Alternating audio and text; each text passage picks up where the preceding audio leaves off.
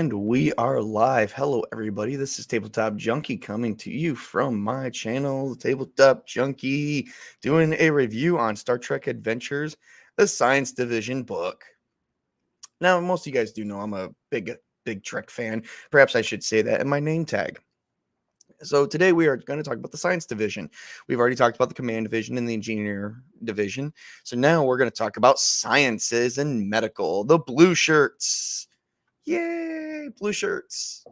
Come on, blue shirts, they're useful. Their whole thing is to seek out answers and to know the answers of what they're seeking out. Because they have to seek out answers to that virus that, was suddenly released on a starship that made everyone into flesh-eating zombies. That that never really happened in Star Trek.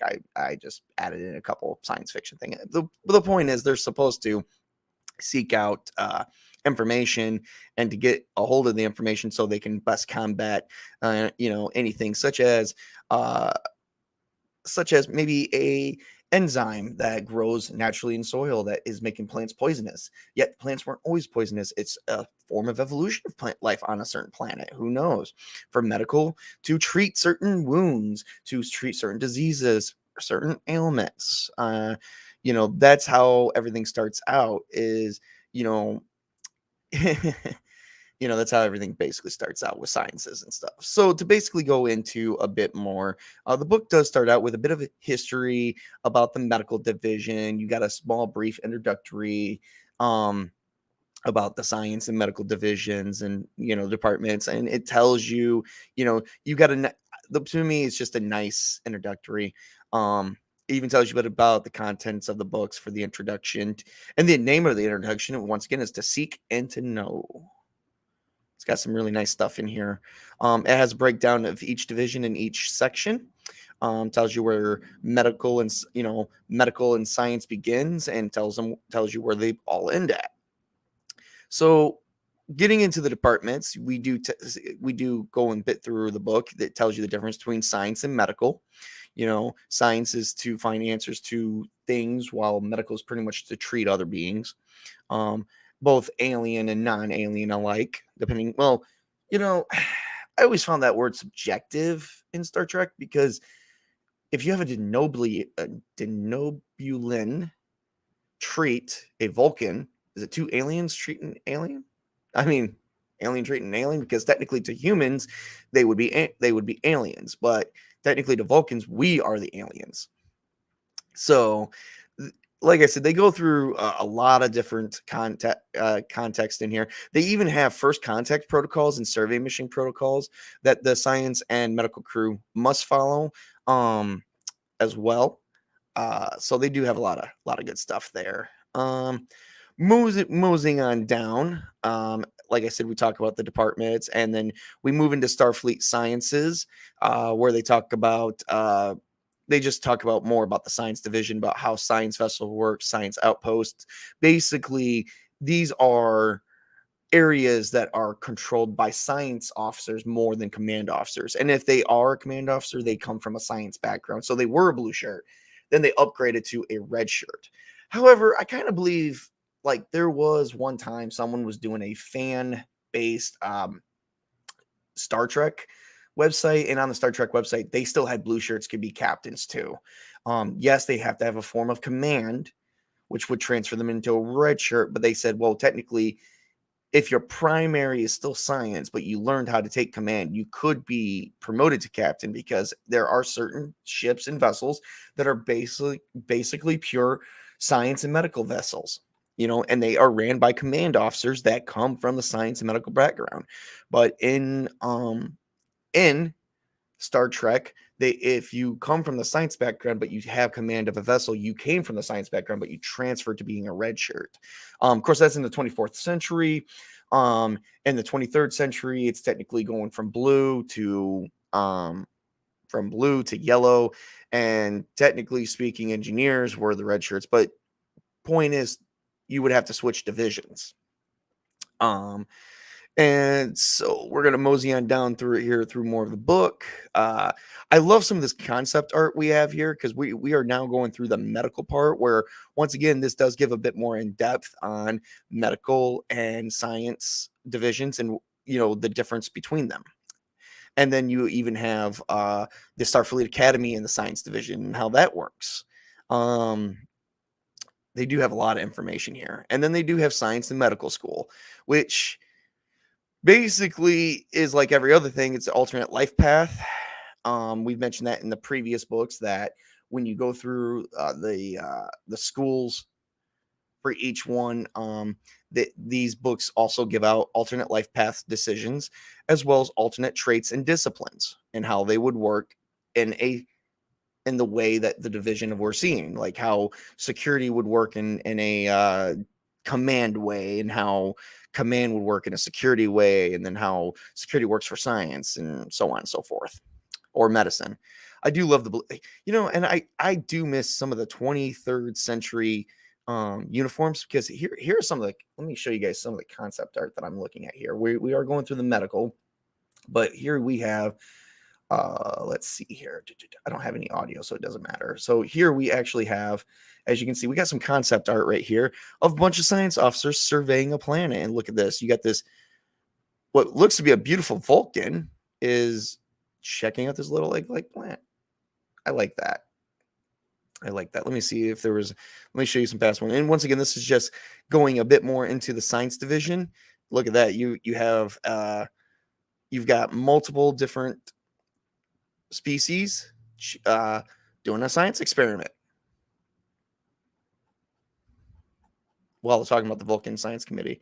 And let me check out and look at this. You got a bunch of medical personnel helping out sickly people or injured people. 23rd uniform. I love that. Let me see if I can find, the last one was 24th century, the TNG DS9 era and Voyager era. Let me see if I can find one more concept art for you guys.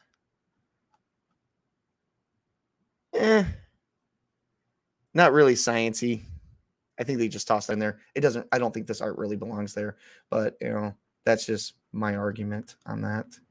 All right, so moseying on down, because we were just going through the science school and the medical school, where each one does the same thing, pretty much gives you a little bit more insight about current medical and multiple centuries, as well as that's what pretty much the whole book is given, as well as giving additional information regarding life path, regarding disciplines, attributes, and also regarding traits, additional traits that are not in the core book, that may help you develop into your character a bit more. I think it also gives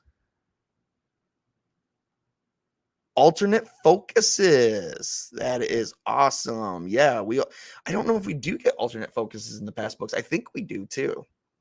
I might not have mentioned that in my past streams, but you do get alternate focuses as well as traits. Not traits. I am sorry, talents. I've really got to be careful on the wording, because traits are a thing, but traits is mostly related to your species. Talents is related to the division and the disciplines. So, yep, as well as, a lot more to choose from. And of course, when it comes to the talents, choosing the talents, of course, the biggest thing is you have to have a decent mid to high science, not to mention if there's anything else that's got to be present, like you have a baffling briefing. Let me show you here, because the biggest thing is you got to have science. If you don't have science, you're not taking these talents. So for the science talents, and the same goes for the medical. So like here you got dedicated focus X, science 4+, and then you got baffling briefing, which is science 4+, and you got to have a presence of 9+.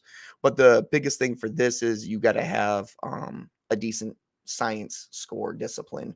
Like I said, about mid-range, because none of these are below 3. None of these are below 3. And then you got medical school, the do no harm, care for all life type thing. So, it does follow, Starfleet Medical talks about cybernetic and genetic enhancements, which is a thing. Some people have had augmented abilities, cybernetic enhancements, neural interfaces, physical enhancements. I think in one game, Toby, who is not here, I told him this was going to be an all-day thing, but he's only going to come for the fun. Toby is taking a pill or a hypospray that is inhibiting his neural pathways from hearing everybody, because he is playing a Vulcan Betazoid hybrid. Vulcan being his predominant one, and they both kind of have psychic abilities in a sense.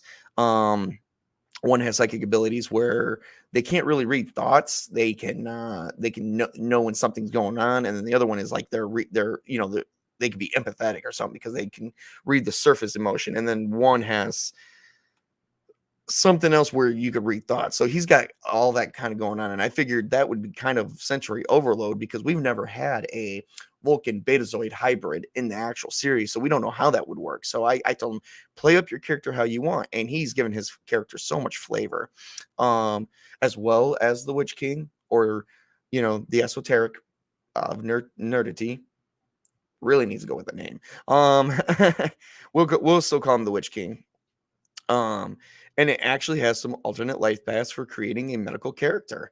These books we're probably going to use in September 7th. So I've got to sit down with my players and say, here's what we're going to do. And of course, it has stuff on other disciplines and how they work with the medical division, as well as additional medical focuses and medical talents, with medical being needing to be at least mid range, so about 3, because when it comes to disciplines, medicine can only go up to 5. 5 is the max. So you have to have a 3 or higher to use some of these alternate things. Yeah, you're like, yeah, but that doesn't seem very much fun. Well, at the same time, we're also talking about oh, where am I going to go with this? I lost my train of thought. Oh, we're also talking about these are medical driven talents and science driven talents as well. So, I mean, they're driven based on your division. So, and then the book has extra stuff about medical equipment, what to do when dealing with an unusual life form. Actually, speaking of which, yeah, we got some things on medical equipment like the cortical stimulator, the neural pad, the neural caliper, the stereo field, things that you've seen in some of the episodes of Star Trek, but not all of them. And it actually gives you what they can do. And some of them come at a cost. The stasis unit comes at an opportunity cost and an escalation cost. So, and I think we went over the costs before. If not, we will definitely go through them probably in a totally separate stream. We even have stuff on drugs, like something called the alicacine, used immediately after a patient suffers a neurological damage like a spinal injury. The drug usually lessens the effects of the damage. Sounds like painkillers to me, but probably looks like seems like it does a lot more. Sounds like that just does a lot more bang for the buck. And there's a hydrocortisone, which is a common pain medication often used for headaches. Hydrocortisone meant with a neural inhibitor. That's what Toby's character is going through. His name is Rollis Trin, by the way. And then, unusual life forms, research and development, what to do when facing with non-corporeal life forms. It's got a bunch of actually stuff in here. And they even got some life forms where they named them for you. So, and then going there, you got some mysteries talking about the final frontier, how science fits into that, as well as parallel universes, sentient evolution, psychic powers, and my personal favorite, on top of subspace corridors. We'll get to my personal favorite in a minute. I'm jumping too far ahead. It talks about a lot of stuff here, but my personal favorite we're going to finally get to is the Q continuum, facing off with the Q. And you know what? There is definitely some nice concept art here that I want to share real quick, just to promote the book a little bit. I think this book, if you're going to run a Star Trek Adventures game, you must have this book too for your science division officers. But look at that. Q knocking Earth like a ping pong table. For those who don't know much about Star Trek, Q is an omnipotent being that can actually control and do anything with matter. He is basically the closest thing that we get to a god in Star Trek. He's very, and he's played by John Delancey. So I'm glad they made him look like John Delancey a lot. I think this does very good work. So I'm gonna stop scrolling for just a minute. And here's Geordi LaForge saying, no, don't knock Earth into what looks could be the sun. Because I don't see the sun anywhere. We got Saturn. I'm hoping that's Neptune. That looks like either Mars. That could be Mars, but it could just be the placement of it. But yeah, it's like this is a pool table. This is the entire universe, and he is just knocking it out of into the next century. So they do the Q Continuum justice, and they have a bunch of information about what they are, who they are, and they even have a bunch of information about how to handle them in your game, because Q can kind of do anything. And I don't mean kind of, he can do anything. And something like that, Q is the type of person that could derail an entire campaign. So it even has some questions here, like to keep everything focused, to keep like, what is the background mission happening that Q will hamper? What is the Q looking for? What does the Q blame the crew? What are 3 personality traits of the Q? That's if you don't want to use the regular Q, which they do have. I believe his sheet is somewhere in here. But if you want to make up your own queue, you're going to have to answer those questions as well, because if not, you're actually dealing with a being who's as powerful as the GM. Like, it's basically, I look at Q as, for this game, I look at Q as being the GM inside the game. Like, the real life GM is inside his own game, because that's what basically Q is. Even has stuff on time travel, just all your basic science stuff. Let me see what else we have here. Oh, we have some more concept art, which I'm loving this. And I love this one because this reminds me the exact opposite of an actual episode. So you have these 2 officers here hiding from these 2 officers, but they're Starfleet. But look at their uniforms. This is the 23rd century officer uniform. This is the 24th. They're 100 years apart. This looks to be a human and a Vulcan. That is a Cation and a human. Engineer, command, science. Yeah, that's just how it runs in Star Trek. I love that concept art too. That was the time travel one. Basically tells you what you can and can't do in time travel in the Prime Directive. Gives you a lot of good information here. And I think I probably pretty much stretched this out a little bit more. So let me see what else we have here.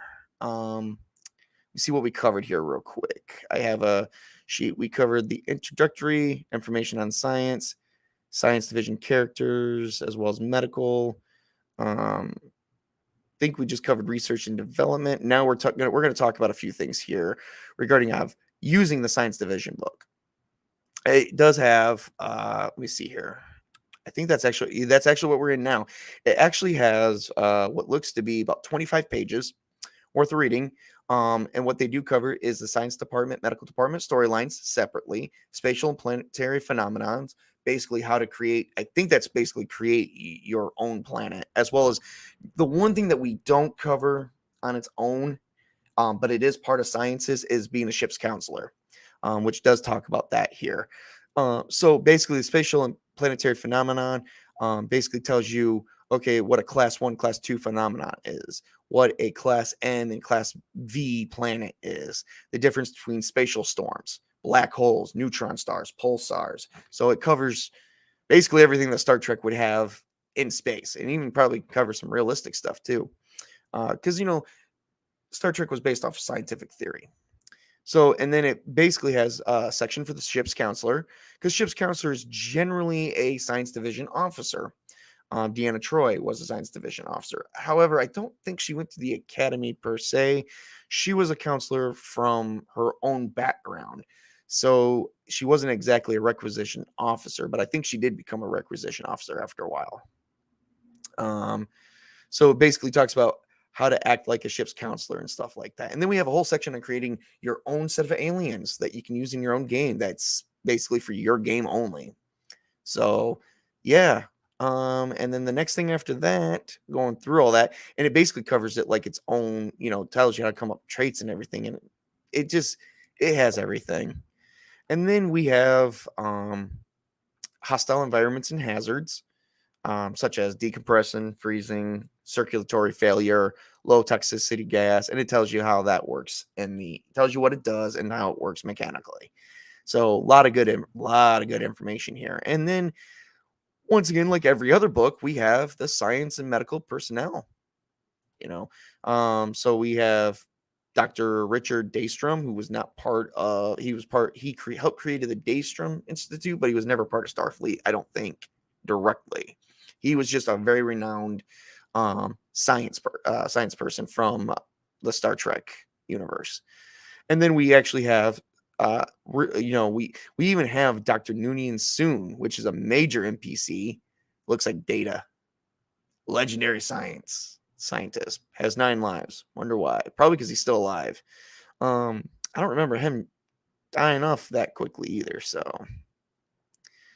and then of course Dr. Zephram Cochrane. Like these helped shape Starfleet. Like they didn't they didn't actually be a part of Starfleet. They just helped shape Starfleet.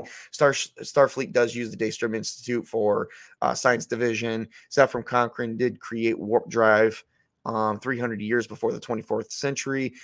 He was the reason why we were able to go into space. And soon, Dr. Noonien Soon was probably known for 2 things, genetic enhancements and cybernetics. So, very legendary. And then it just has basically stats out for other for other science-like characters, some with names, some without names, some generic. The ones without names are generic and stuff that you can just add into the game and go, okay, we have this one science character. His name is Tony.